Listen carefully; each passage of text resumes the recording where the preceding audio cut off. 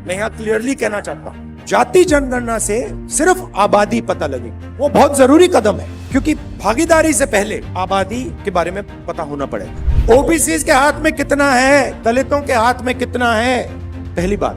दूसरी बात, हिंदुस्तान के जो इंस्टीट्यूशंस हैं, ब्यूरोक्रेसी हो, जुडिशरी हो, मीडिया हो, इसमें इन लोगों की कितनी भागीदारी? ಮೀಡಿಯಾಗಳಲ್ಲಿ, ಕಾರ್ಪೊರೇಟ್ ವಲಯದಲ್ಲಿ, ಮಿಸ್ ಇಂಡಿಯಾಗಳಲ್ಲಿ ದಲಿತರು ಒಬಿಸಿಗಳಲ್ಲಿ ಇದ್ದಾರಾ? ಇಂತಹ ಪ್ರಶ್ನೆ ಈ ಹಿಂದೆ ಇಲ್ಲಿ ಯಾರಾದರೂ ಕೇಳಿದ್ದಾರಾ? ಜಾತಿ ಗಣತಿ ನಮ್ಮ ನೀತಿ ನಿರೂಪಣೆಯ ಬುನಾದಿ ಎಂದ ರಾಹುಲ್ ಗಾಂಧಿ. ಜಾತಿ ಜನಗಣತಿ ಯಾಕೆ ಬೇಕೇ ಬೇಕು ಅಂತ ಮನವರಿಕೆ ಮಾಡಿದ ಲೋಕಸಭಾ ವಿಪಕ್ಷ ನಾಯಕ. ದೇಶದ ವಿವಿಧ ವಲಯಗಳಲ್ಲಿ ದಲಿತರು, ಒಬಿಸಿಗಳು ಎಷ್ಟು ಮಂದಿ ಇದ್ದಾರೆ ಅಂತ ಕೇಳಿದ ಕಾಂಗ್ರೆಸ್ ನಾಯಕ.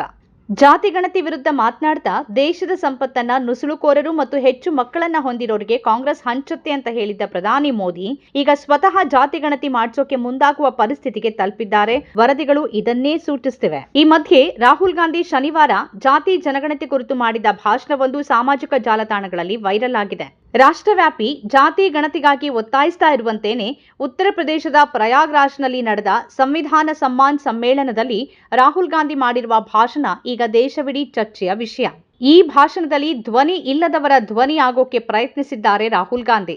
ಎಷ್ಟು ಸಂಸ್ಥೆಗಳಲ್ಲಿ, ಕಾರ್ಪೊರೇಟ್ ವಲಯದಲ್ಲಿ, ಮಾಧ್ಯಮದಲ್ಲಿ, ಬಾಲಿವುಡ್ನಲ್ಲಿ ಮಿಸ್ ಇಂಡಿಯಾ ವಿಜೇತರಲ್ಲಿ ದಲಿತ, ಆದಿವಾಸಿ, ಒಬಿಸಿ ಅವರಿದ್ದಾರೆ ಅಂತ ರಾಹುಲ್ ನೇರವಾಗಿ ಪ್ರಶ್ನಿಸಿದ್ದಾರೆ. एक पहले क्या होगा, वो बॉलीवुड की बात करेंगे, वहां पे डांस गाना दिखेगा, उसमें भी आपको कोई 90% का नहीं मिलने वाला, कोई नहीं मिलेगा। मैंने चेक किया भाई, मैंने लिस्ट निकाली है। मैंने कहा भैया मिस इंडिया की लिस्ट निकाली मैंने कहा देखता हूं, मैं कहता हूं देखो यार, अच्छा अब कहते हैं मिस इंडिया की लिस्ट निकाली मैंने। सुनो सुनो, मैंने मिस इंडिया की लिस्ट निकाली, कहा ठीक है देखते हैं। मतलब माइनॉरिटी भी 90% में आती है मैडम, आप भी शामिल हैं, और आपको और शायद जो आपके साथ हो रहा है वो सबसे ज्यादा खराब है।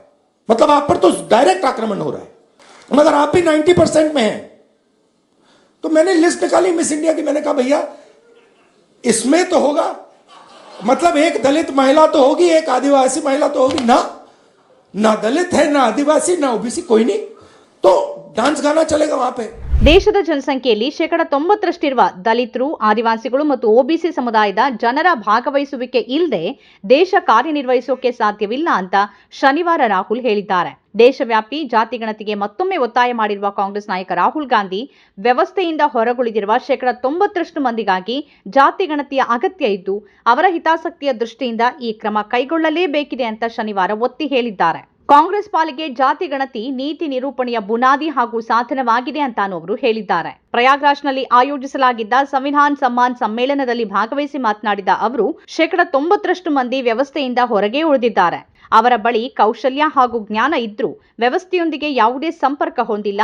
ಇದೇ ಕಾರಣಕ್ಕಾಗಿ ನಾವು ಜಾತಿ ಗಣತಿಗಾಗಿ ಆಗ್ರಹಿಸುತ್ತಿದ್ದೀವಿ ಅಂತ ಹೇಳಿದ್ದಾರೆ. ಸಮಾಜದ ವಿವಿಧ ವರ್ಗಗಳ ಪಾಲುದಾರಿಕೆಯನ್ನು ಖಾತರಿಪಡಿಸೋದಕ್ಕೂ ಮುನ್ನ ಅವುಗಳ ಸಂಖ್ಯೆಯನ್ನ ಗಣತಿ ಮಾಡಬೇಕಾದ ಅಗತ್ಯವಿದೆ ಅಂತ ಲೋಕಸಭಾ ವಿಪಕ್ಷ ನಾಯಕರೂ ಆದ ರಾಹುಲ್ ಗಾಂಧಿ ಪ್ರತಿಪಾದಿಸಿದ್ದಾರೆ.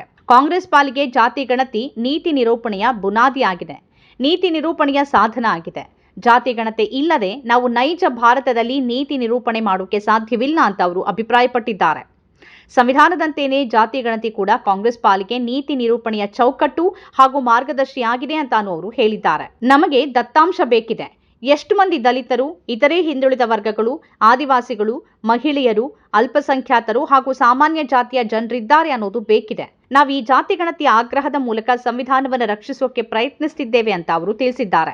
ಸಂವಿಧಾನ ಕೇವಲ 10% ಜನರಿಗೆ ಮಾತ್ರವಲ್ಲ, ಬದಲಿಗೆ ದೇಶದ ಎಲ್ಲ ನಾಗರಿಕರಿಗೂ ಸೇರಿದ್ದು ಅಂತ ರಾಹುಲ್ ಗಾಂಧಿ ಪುನರುಚ್ಚರಿಸಿದ್ದಾರೆ. ಮಾಜಿ ಮಿಸ್ ಇಂಡಿಯಾಗಳ ಪಟ್ಟಿಯನ್ನು ಪರಿಶೀಲಿಸಿದ್ದು ಅದರಲ್ಲಿ ವಿಜೇತರಾದವರಲ್ಲಿ ಯಾರೂ ದಲಿತ, ಬುಡಕಟ್ಟು ಅಥವಾ ಒಬಿಸಿ ಮಹಿಳೆಯರಿಲ್ಲ ಅಂತಾನೂ ಲೋಕಸಭೆಯ ವಿಪಕ್ಷ ನಾಯಕ ರಾಹುಲ್ ಗಾಂಧಿ ಶನಿವಾರ ಹೇಳಿದ್ದಾರೆ.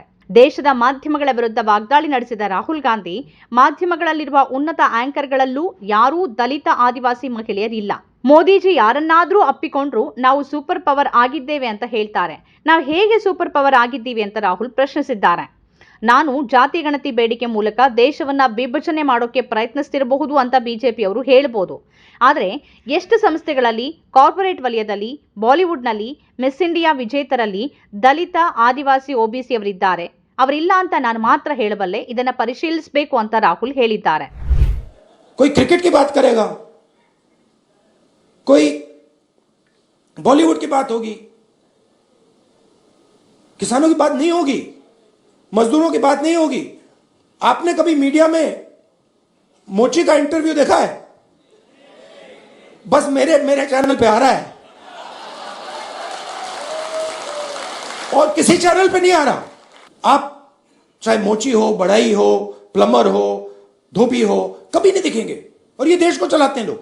और फिर मीडिया में कहते हैं भैया मोदी जी गले लग गए, सुपर पावर बन गया. कभी वो यूक्रेन भागेंगे, कभी रूस भागेंगे, वो कभी गले लगेंगे और फिर भैया सुपर पावर बन गया, सुपर पावर बन गया. मतलब कैसे बन गया? 90% लोग मतलब शामिल ही नहीं है उसमें. ಲೋಕಸಭೆ ಚುನಾವಣೆಯ ಪ್ರಚಾರದ ಸಂದರ್ಭದಲ್ಲಿ ಕಾಂಗ್ರೆಸ್ ತನ್ನ ಪ್ರಣಾಳಿಕೆಯಲ್ಲಿ ಪಕ್ಷ ಅಧಿಕಾರಕ್ಕೆ ಬಂದರೆ ಜಾತಿಗಳು, ಉಪಜಾತಿಗಳು ಮತ್ತು ಅವರ ಸಾಮಾಜಿಕ ಆರ್ಥಿಕ ಪರಿಸ್ಥಿತಿಗಳನ್ನು ತಿಳಿಯೋಕೆ ರಾಷ್ಟ್ರವ್ಯಾಪಿ ಸಾಮಾಜಿಕ ಆರ್ಥಿಕ ಜಾತಿ ಗಣತಿಯನ್ನ ನಡೆಸೋದಾಗಿ ಭರವಸೆ ನೀಡಿತ್ತು. ಏಪ್ರಿಲ್ನಲ್ಲಿ ಚುನಾವಣಾ ರ್ಯಾಲಿಯನ್ನು ಉದ್ದೇಶಿಸಿ ಮಾತನಾಡಿದ ರಾಹುಲ್ ಗಾಂಧಿ, ಕೇಂದ್ರದಲ್ಲಿ ಕಾಂಗ್ರೆಸ್ ಪಕ್ಷ ಸರ್ಕಾರ ರಚಿಸಿದ್ರೆ ದೇಶದಲ್ಲಿನ ಜನರಲ್ಲಿ ಸಂಪತ್ತಿನ ಸೂಕ್ತ ಹಂಚಿಕೆಯನ್ನ ಖಚಿತ ಮಾಡಿಕೊಳ್ಳೋಕೆ ಆರ್ಥಿಕ ಮತ್ತು ಸಾಂಸ್ಥಿಕ ಸಮೀಕ್ಷೆಯನ್ನ ನಡೆಸೋದಾಗಿ ಹೇಳಿದ್ರು. ರಾಹುಲ್ ಗಾಂಧಿ ಅವರ ಭರವಸೆಗೆ ತೀಕ್ಷ್ಣವಾಗಿ ಆಗ ಪ್ರತಿಕ್ರಿಯಿಸಿದ ಪ್ರಧಾನಿ ನರೇಂದ್ರ ಮೋದಿ, ಕಾಂಗ್ರೆಸ್ ದೇಶದ ಸಂಪತ್ತನ್ನ ನುಸುಳುಕೋರರು ಮತ್ತು ಹೆಚ್ಚು ಮಕ್ಕಳನ್ನ ಹೊಂದಿರೋರಿಗೆ ಹಂಚುತ್ತೆ ಅಂತ ಆರೋಪ ಮಾಡಿದ್ರು. ಪ್ರಧಾನಿಯವರ ಈ ಮಾತುಗಳು ಭಾರಿ ಕೋಲಾಹಲಕ್ಕೆ ಕಾರಣ ಆಗಿತ್ತು. ಆದರೆ ಈಗ ಅದೇ ಪ್ರಧಾನಿ ಮೋದಿ ಜಾತಿ ಜನಗಣತಿ ನಡೆಸೋಕೆ ಮುಂದಾಗಿದ್ದಾರೆ ಅಂತ ವರದಿಗಳು ತಿಳಿಸ್ತಿವೆ. ಸ್ವತಂತ್ರ ಪತ್ರಿಕೋದ್ಯಮ ಇಂದಿನ ತುರ್ತು. ಅದನ್ನ ವಾರ್ತಾ ಭಾರತಿ ಮಾಡ್ತಾ ಇದೆ. ನಮ್ಮ ಚಾನೆಲ್ ಅನ್ನ ಸಬ್ಸ್ಕ್ರೈಬ್ ಮಾಡೋದ್ರ ಜೊತೆಗೆ ಬೆಲ್ ಐಕಾನ್ ಒತ್ತಿ ನಮ್ಮನ್ನು ಬೆಂಬಲಿಸಿ. ಹಾಗೆ ನಮ್ಮ ಕಾರ್ಯಕ್ರಮಗಳನ್ನು ಲೈಕ್ ಮಾಡಿ, ಕಮೆಂಟ್ ಮಾಡಿ, ಅದನ್ನು ಬೇರೆಯವರಿಗೂ ಕೂಡ ಶೇರ್ ಮಾಡಿ. ಹೀಗೆ ನೀವು ಮಾಡಿದಾಗ ನಮ್ಮ ಚಾನೆಲ್ ಮತ್ತಷ್ಟು ಜನರಿಗೆ ತಲುಪತ್ತೆ. ಆ ಮೂಲಕ ನಮಗೆ ಸಹಕಾರ ಆಗುತ್ತೆ. ಇದು ನೀವು ಯಾವುದೇ ಖರ್ಚಿಲ್ಲದೆ ಮಾಡಬಹುದಾದ ಸಹಕಾರ. ಧನ್ಯವಾದ.